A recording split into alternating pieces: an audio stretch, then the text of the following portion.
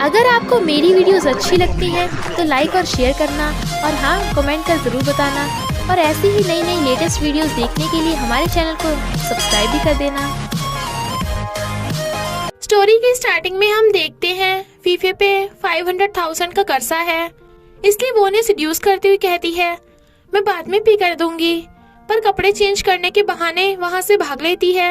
In fact Phi Phi को तो सपने भी यही आते हैं कि कर्जदार उससे पीछे पड़े हैं। मिस्टर जी अपने चाइल्डहुड फ्रेंड को ढूंढने आया था, बट तभी फीफे उसकी हेल्प मांगती है, मुझे अपनी कार में छुपा लो। वो उसका ब्रेसलेट देख अपनी कार में आने देता है, पर गुंडे फीफे को देख न ले, इसलिए वो मिस्टर जी को पकड़ के किस करने लगती है। वो हैरान था, पर गुंडे चले गए थे तो वो भी थैंक यू करके चली जाती है। मिस्टर जी उसे देख रहा था। पास्ट में हम देखते हैं बचपन में किडनैपर्स ने 3 बच्चों को किडनैप कर लिया था। वो रोते हैं तो लड़की उन्हें चुप कराती है कि मैं अपने बर्थडे पे नहीं रोती। तो मिस्टर जी ने उसे ब्रेसलेट गिफ्ट में दिया था और सेम वैसे ब्रेसलेट उसके पास एक और है। गुंडे फीफे को पकड़ के ले जाते हैं तो मिस्टर जी भी अपने बॉडीगार्ड के साथ कार भगाने को कहता है। फीफे को दूसरे कर्जे वालों ने पकड़ लिया था और पैसे के बदले उसे अपने साथ नाइट स्पेंड करने को कहता है। वो मना करती है तो थपड़ा लगा डालता है। फीफे उसकी गर्दन पे कांच रख देती है, घुटने के बल बैठ के मुझसे माफी मांग, और थपड़ा लगाती है। वो कहता है तुझे क्या लगता है तू यहाँ से जिंदा वापस जा पाएगी? चारों तरफ मेरे बॉडीगार्ड्स हैं। तभी मिस्टर जी उसे बचाने आता है। इस लड़की को जाने दो। वो उससे माफी मांगते हैं क्योंकि मिस्टर जी फैमिली का 3rd प्रिंस है और वो फीफे को बात करने बुलाता है। वो हैरान थी कि प्रिंस ने उसे क्यों बचाया, कहीं वो मुझ में इंटरेस्टेड तो नहीं। तो बिना नॉक किए उसके रूम में आती है और क्लोज होते हुए थैंक यू करती है। मिस्टर जी गुस्से से उसका हाथ पकड़ पूछता है तुम्हें ये ब्रेसलेट कहाँ से मिला? तो वो झूठ बोल देती है कि ये ब्रेसलेट बहुत प्रीशियस है, क्या तुम इसे खरीदना चाहते हो? मिस्टर जी सोचता है ये मेरी चाइल्डहुड फ्रेंड नहीं हो सकती और ब्रेसलेट लेने लगा था।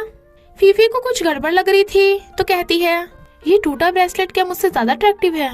मिस्टर जी गुस्से से उसके ऊपर चढ़ जाता है और कहता है अगर फिर से टूटा ब्रेसलेट कहा तो तुम यहाँ से वापस नहीं जा पाओगी। वो उसे टच करती हुई कहती है गुस्सा मत करो प्रिंस। वो कहता है तुम कितना अंदर तक टच करने की सोच रही हो? बॉडीगार्ड मिस्टर जी को बुलाने आता है, पर उन्हें इस पोजीशन में देख कहता है यहाँ कितने मच्छर हैं, और चला जाता है। मिस्टर जी के जाने के बाद वो सोचती है अगर इस प्रिंस को मुझ में कोई इंटरेस्ट नहीं तो मुझे बचाया क्यों? मिस्टर जी कहता है उस लड़की के साथ ऐसा क्या हुआ कि वो इतनी बदल गई? बॉडीगार्ड बताता है कि किडनैपिंग के बाद फीफे अनाथ हो गई और उसने बहुत कुछ सहा था। फीफे एक थिएटर चलाती है। उसकी फ्रेंड बताती है कि जू फैमिली के मूचन ने रेंट बढ़ा दिया, इसलिए वो उससे मिलने चाहती है। मूचन एक लड़की के साथ फ्लर्ट कर रहा था तो फीफे जानबूझ के मूचन से टकरा जाती है और टल्ली होने का नाटक करके उसके क्लोज होती है। बट मूचन उसे प्रिंस से मिलवाने ले आता है। मिस्टर जी फीफे का ब्रेसलेट मांगता है। मूचन फीफे से छीनने लगा था, वो नहीं देती तो थपड़ा मारने वाला था, बट प्रिंस उसे रोक देता है और कहता है ब्रेसलेट तो अच्छा है बट जिसने पहन रखा है वो सही नहीं है, पैसों के लिए किसी भी हद तक गिर सकती है। फीफे कहती है क्योंकि तुम गरीबों को नहीं समझ सकते। प्रिंस होना तुम्हारी इज्जत है पर मेरी कैसे होगी, वरना तो थिएटर के लोगों को भूखा मरना पड़ेगा, और चली जाती है।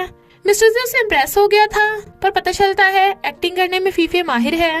नेक्स्ट डे प्रिंस का बॉडीगार्ड फीफे को 1 मिलियन देने आता है तो वो खुश होकर एकदम ले लेती है। बॉडीगार्ड उसे बताता है कि फीफे तो पैसे लेके गाना गाती फिर रही थी। चेयरमैन यानी प्रिंस के डैड उसे बताते हैं कि तुम्हें बिजनेस के लिए जू से शादी करनी पड़ेगी। हाँ वो थिएटर में फीफे के बारे में पूछता फिर रहा था, पर उसे लगता है कि ये भी उससे कर्जा लेने आया होगा, इसलिए भागने लगी थी, बट बुड़कने वाली थी तो वो उसे पकड़ के गिरने से बचा लेता है। पर जब पता चलता है कि वही फीफे है तो हाओ के हाथ कांप रहे थे और वो यहाँ एक्टर बनने आया था। फीफे हैरान थी कि जू फैमिली का हाओ इतना सीधा साधा है, तो कहती है मुझे महंगा खाना खिलाने ले चलो। नेक्स्ट सीन में वो चारों एक साथ और हैरान थे कि तुम यहाँ क्या कर रहे हो। फीफे जाने लगी थी बट मिस्टर जी उसे रोक लेता है कि तुम्हारा जू फैमिली के हाओ पे क्रश है। वो बताती है कि मैं यहाँ बस लंच पे आई हूँ, बट उन्हें क्लोज देख जू चिढ़ रही थी। मिस्टर जी के बाहर जाते ही फीफे जू से दूर हो रही थी और कहती है मेरा प्रिंस से कोई लेने देना नहीं है। जू कहती है मैं मूचन और हाओ की सिस्टर हूँ तो मुझसे पंगा मत लेना, और प्रिंस सिर्फ मेरा है तो सड़क का कूड़ा उसे छू भी नहीं सकता। फीफे कहती है पहले अपना दिमाग का कचरा साफ करो, बट जू पैर अड़ा के उसे गिरा देती है। हाओ बचाने आया था पर जू से भगा देती है। फीफे उसे सॉरी बोलने को कहती है, बट जू उसके हाथ पे अपना पैर रखने लगी थी और क्रेडिट कार्ड फेंक के कहती है अगर प्रिंस को कुछ बताया तो तेरा थिएटर बर्बाद कर दूंगी। प्रिंस आकर पूछता है क्या हुआ, तुम ठीक हो? फीफे जानबूझ के बेहोश होती हुई प्रिंस की बाहों में गिर जाती है और उसे किस कर देती है। जू गुस्से में तो हाउ से रोकता है। प्रिंस कहता है अगली बार किस करने से पहले मुझे बता देना। जू कहती है प्रिंस अपना मुंह धो लो, आखिर तुम्हें कैरेक्टरलेस ने किस किया। फीफे कहती है सॉरी, मुझे प्रिंस को किस करना बहुत अच्छा लगता है। जू थपड़ा लगाने वाली थी तो वो रोक देता है। फीफे रोने का नाटक करती है। प्रिंस कहता है जू तुम्हें घर जाना चाहिए, तो वो गुस्से से चली जाती है, बट रियलिटी में वो खुश था। फीफे हैरान थी कि वो हर बार उसे बचाता क्यों है। रिपोर्टर्स उन्हें घेर लेते हैं, क्या तुम प्रिंस की गर्लफ्रेंड हो? वो हाँ करने वाली थी पर जू कहती है वो नहीं मैं हूँ, तो वो भाग जाते हैं। प्रिंस कहता है तुम्हारा थिएटर कुछ खास अच्छा नहीं चलता, तो तुम ये काम छोड़ क्यों नहीं देती? वो कहती है थिएटर मेरे लिए बहुत इम्पोर्टेंट है, खैर तुम जैसे बिलीनियर प्रिंस नहीं समझेगा। बट कोई उनकी फोटो खींच लेता है और जू को सेंड कर देता है, तो वो चिड़ी हुई थी और हाउ से बात भी नहीं करती। हम देखते हैं कि हाउ का शोल्डर जला हुआ है। इनफैक्ट बचपन में उन बच्चों में से तीसरा बच्चा हाउ था जो किडनैपर्स की आग लगाते टाइम जल गया था। हाउ एक्टिंग की प्रैक्टिस कर रहा था, बट फीफे प्रिंस के बारे में सोच उसे हैंडसम बोल रही थी। फिर वो हाउ को एक्टिंग सिखाने लगी थी, बट फीफे को देख वो हकलाने लगा था और उसे टच करते हुए भी कांप रहा था। फीफे वाज लाइक मेरा थिएटर तो गया काम से। हाउ बेचारा क्या करेगा। एक डायरेक्टर बताता है कि मैं फीफे को अपनी मूवी में रोल दूंगा, बहुत सारे पैसे मिलेंगे, इसलिए फीफे ऑडिशन देने आती है।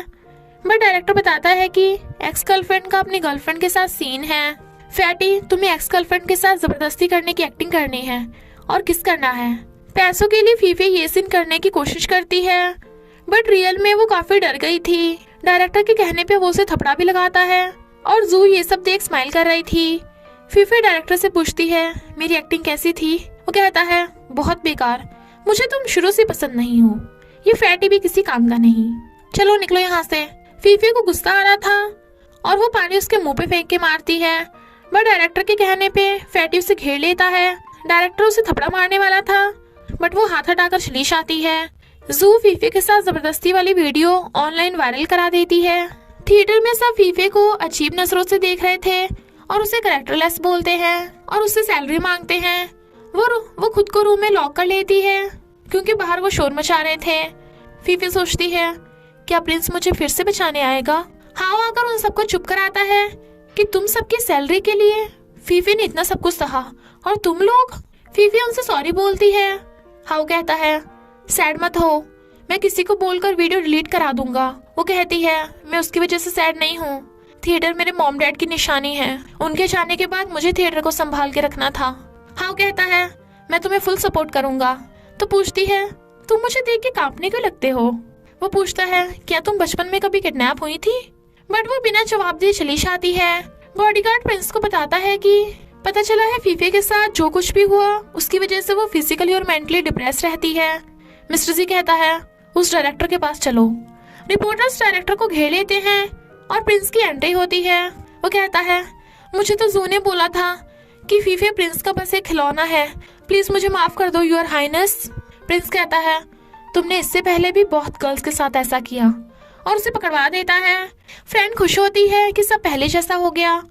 मिस्टर जी फीफे को मिलने अपने घर बुलाता है।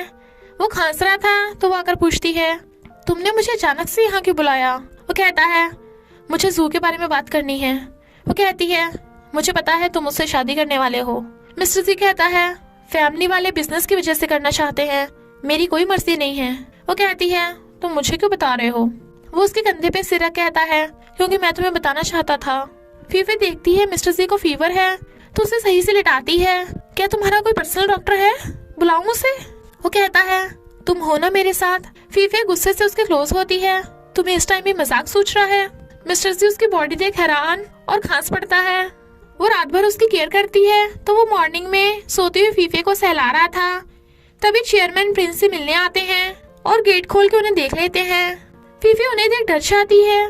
डैड कहते हैं अगर जू ने ये सीन देख लिया तो क्या होगा, वो कहता है मैं बीमार था तो फीफे बस मेरी केयर कर रही थी। फीफे सोचती है ये तो प्रिंस का भी बाप है, मुझे और मेरे थिएटर को एक चुटकी में बर्बाद कर देगा, मुझे कुछ करना होगा। और कहती है डार्लिंग तुम ऐसा कैसे कर सकते हो, मुझे जू के बारे में क्यों नहीं बताया, मेरा दिल तोड़ दिया। और रोने का नाटक करती है। डैड के साथ साथ प्रिंस भी हैरान था कि इससे क्या हुआ। और इसी के साथ पार्ट 1 का एंड हो जाता है। तो बस थोड़ा सा इंतजार करना, फिर मिलेंगे नेक्स्ट पार्ट में।